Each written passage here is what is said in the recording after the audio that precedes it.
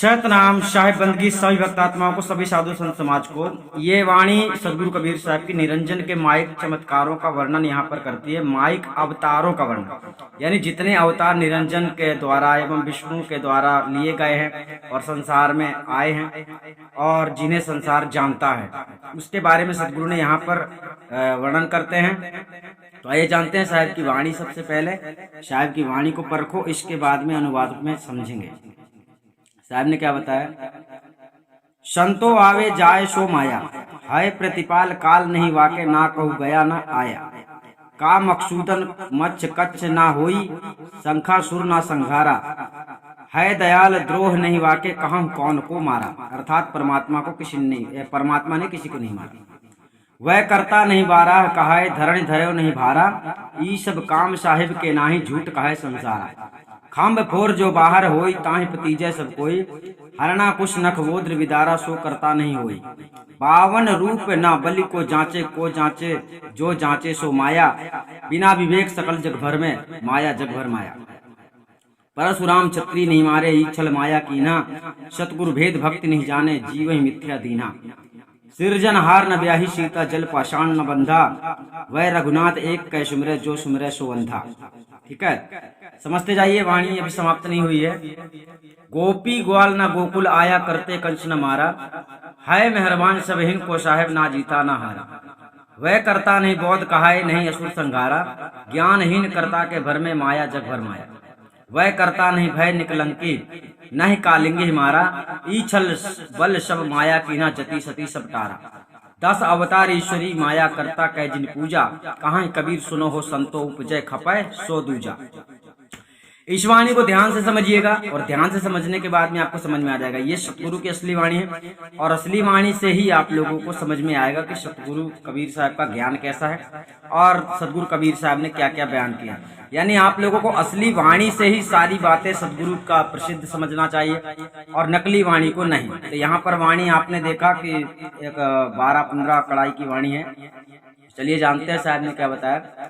सदगुरु कबीर साहब इस शब्द में निरंजन के माइक अवतारों का विवेचन करते हैं कि ये समस्त अवतार विष्णु के हुआ करते हैं, किंतु उनके साथ ब्रह्मांडी आत्मा ईश्वर निरंजन की माइक कला शक्ति भी मिली हुई व्याप्त रहती है।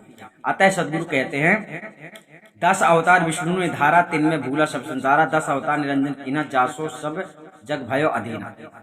ये शब्द जो लिखा हुआ है ये बोध सागर का है। तो यहाँ पर कुछ मतलब जो देखो बात ये है कि संसार में जैसे बोध सागर है और अनेक प्रकार के कबीर साहब के ग्रंथ है, तो उनमें जो मिलावट हुई है इनकी वजह से आप लोगों को सत्य का पता नहीं चलता।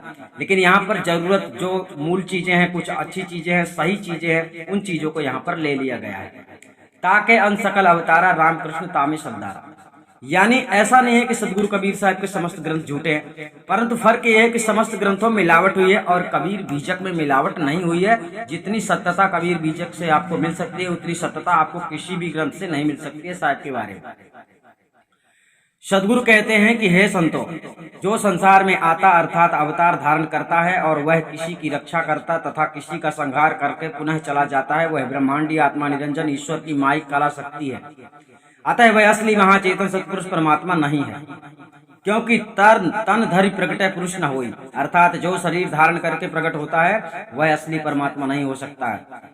अतः ये सभी अवतार सिद्ध है, वह असली परमात्मा नहीं हो सकता है। ध्यान रखना, तन धर के जो आदमी प्रकट होता है, जो शक्तियां प्रकट होती हैं, कोई भी शक्ति हो, अतः ये सभी अवतार सिद्ध आत्मा निरंजन तथा विष्णु के हुआ करते हैं। इन सब के परे जो असली महाचेतन सत्पुरुष परमात्मा है, वह तो सबका प्रतिपालक अर्थात रक्षक है।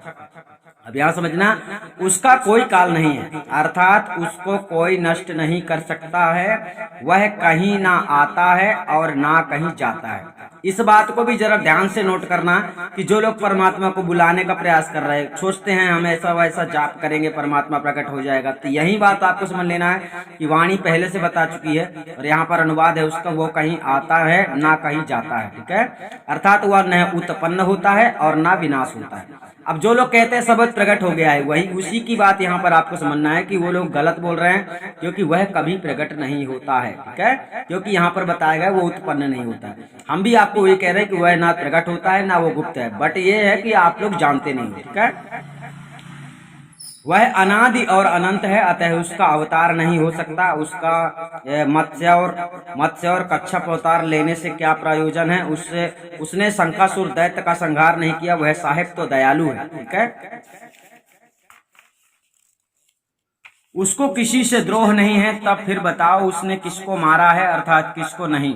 वह कर्ता साहेब सत्य पुरुष परमात्मा 12 अवतार नहीं कहलाया, और ना उसने पृथ्वी का भार सिर पर धारण किया है। ये सब काम उस साहेब के नहीं है। संसारी लोग यह झूठ ही कहते हैं कि परमात्मा ने ही 12 अवतार लेकर बेकार किया है। खंभे को फोड़कर जो बाहर हुआ और नरसिंह रूप अवतार धारण किया है, उस विष्णु के नरसिंह रूप अवतार का सब कोई विश्वास करते हैं, किंतु जिस विष्णु ने नरसिंह रूप से हिरण्यकश्यप के उदर को नखों से फाड़ दिया है, वह असली कर्ता सतपुरुष परमात्मा नहीं हो सकता है। उस सतपुरुष परमात्मा ने 52 रूप धारण करके राजा बलि से याचना नहीं की है। जिसने याचना की है वह विष्णु का माइक रूप अवतार था, किंतु बिना विवेक के सारा संसार भ्रम में पड़ा हुआ है, और विष्णु की माया ने ही जगत को भ्रम में डाल दिया है।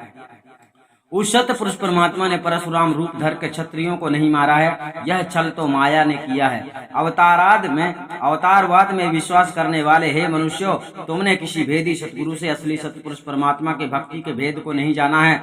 अतः तुम लोगों ने ऐसे देव दुर्लभ मनुष्य जीवन को माया को सत्य समझकर उसी में व्यर्थ खो दिया है। पिंडी और ब्रह्मांडी जीव और ईश्वर अनंत चेतन आत्माओं का सृजनहार उस महाचेतन परम पुरुष परमात्मा ने सीता के साथ विवाह नहीं किया है, और ना उसने समुद्र जल पर सेतु पुल बांधा है। जो लोग उस महाचेतन परम पुरुष परमात्मा को और दशरथ राम रघुनंदन जी को एक समझकर अर्थात सर्वोपर ब्रह्म मानकर स्मरण करते हैं, वे विवेकहीन अज्ञानी हैं। उस महाचेतन सतपुरुष परमात्मा ने कृष्ण के रूप में भी अवतार नहीं लिया है, और वह गोकुल में गोपिक और ग्वालों के साथ क्रीड़ाएं करने नहीं आया है, और ना उसने कंस को मारा है, क्योंकि वह साहेब परमात्मा तो सर्वोपर दयालु है, तो वह किसी को क्यों मारेगा। वह ना जीतता है और ना हारता है, वह हार जीत दोनों से न्यारा है। वह सत्य पुरुष परमात्मा बौद्ध अवतार नहीं कहलाया, अर्थात उसने बौद्ध अवतार नहीं लिया, और ना उसने किसी दैत्य असुर को ही मारा है। ज्ञान से हीन सब लोग अवतारों को कर्ता परमात्मा समझकर भ्रम में पड़े हैं, क्योंकि उक्त अवतारों की माया ने सारे जगत को भ्रम में डाल दिया है। वह कर्ता महाचेतन सत्य पुरुष परमात्मा कल की अवतार रूप नहीं हुआ है, अर्थात उसने कल की अवतार धारण नहीं किया है, और ना उसने कलिंग नामक दैत्य को ही मारा है। ये सब छल बल तो माइक अवतारी पुरुषों ने किया है, और उन्हीं ने अर्थात उनकी माइक शक्ति ने ही सर्वयतियों को और सतियों को टाल दिया है, अर्थात उनको उनके माइक चमत्कारों का पता नहीं चला। सत्य पुरुष परमात्मा के सार शब्द नी अक्षर सतनाम सतगुरु कबीर साहब के सिद्धांत को नहीं जान पाए। सबसे प्रथम सत्य पुरुष परमात्मा, उसके नीचे आत्मा है, आत्मा के नीचे प्रकृति मंडल। इस सभी आत्माएं निरंजन काल के बहकावे में सतलोक के नीचे उतर आई।